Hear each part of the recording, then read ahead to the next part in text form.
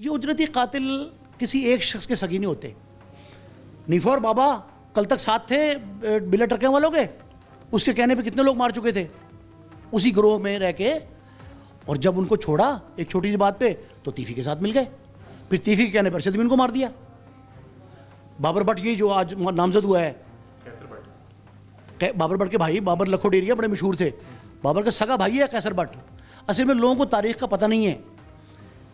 ये जो कैसर भट्ट है ये बाबर लखोडेरिया बाबर भट्ट जिसके कत्ल का इल्ज़ाम तीफी और गोगी पे लगा था, उनका सगा भाई है।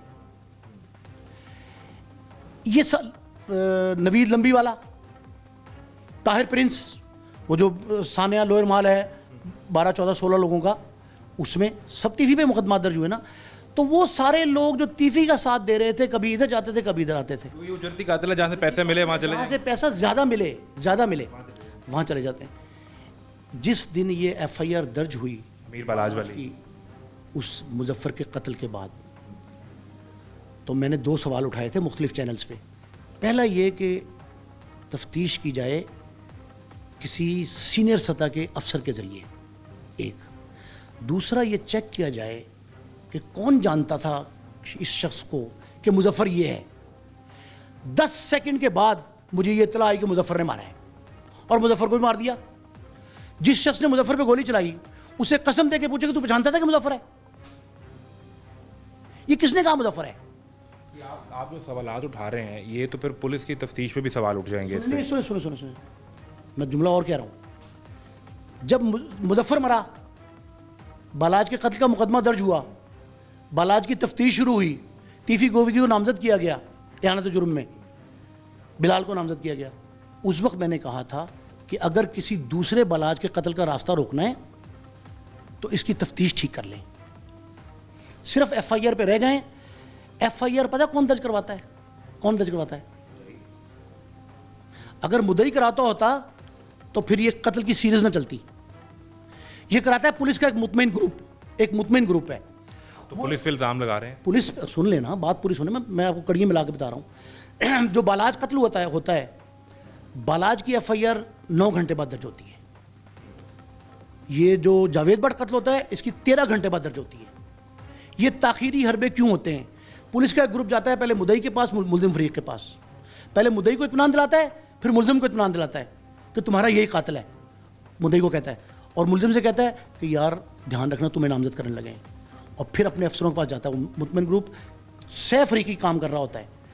फिर वो जाता है अपने अफसर के पास कि जनाब बड़ा जुल्म हुआ है, ये इसको जो है ना एहसन शाह जो है इसको मार देना, तो फिट कर दें इसको अगर इस केस में, तो सारी बात ठंडी पड़ जाएगी। मुझे लास्टली ये बता दें कि आपने जो तारीख देखी, लिखी और फिर रिपोर्ट की, वो तो 80 और 90 की दिहाई की थी, और फिर उसके बाद भी गुज़िश्ता 1 दिहाई में हमने ये वाक़यात उस तरह से नहीं देखे, और उसके बाद फिर एक सीरीज़ शुरू हो गई है।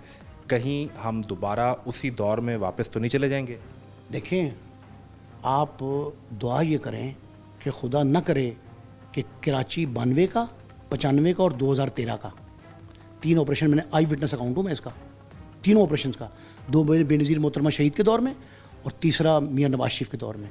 इन लोगों ने खून बह रहा था ना, उसके आगे खून की दीवार खड़ी करके रोकने की कोशिश की थी, जो हमारी लाहौर पुलिस कर रही है। एग्जैक्टली वो रिपीट हो रहा है जो उस वक्त हुआ था 92, 93, 2013 कि खून को खून की दीवार खड़ी करके रोका गया। जब आप खून को खून की दीवार से रोकते हैं तो नया खून बहता है और बहाना पड़ता है। रीज़न क्या है कि जब आप कत्ल की दुश्मनियों को कारोबार के तौर पे इस्तेमाल करेंगे तो हर रोज़ एक बालाज कत्ल होगा। बालाज बिल्कुल बेकसूर था। ये कारोबार कौन कर रहा है? पुलिस कर रही है, इंतज़ामिया कर रही है। वो मैंने कहा प्रॉक्सी वार है। ये ना कत्ल करता है तीफी, ना कत्ल करवाता है तीफी, ना कत्ल करता है बिल्ला ट्रकों वाला, ना टिप्पू ट्रकों वाला। जो लोग ये करवाते हैं उनकी साइकी समझे, नफ्सियात की। देखें, हम क्राइम्स को खून बहते से देख रहे हैं, क्राइम की साइकी से, नफ्सियात से नहीं देख रहे। क्राइम की नफ्सियात से देखें। आप बंद बांधें सुलह का बंद बांधें, तो खून के आगे खून की नदी ना बहाएं।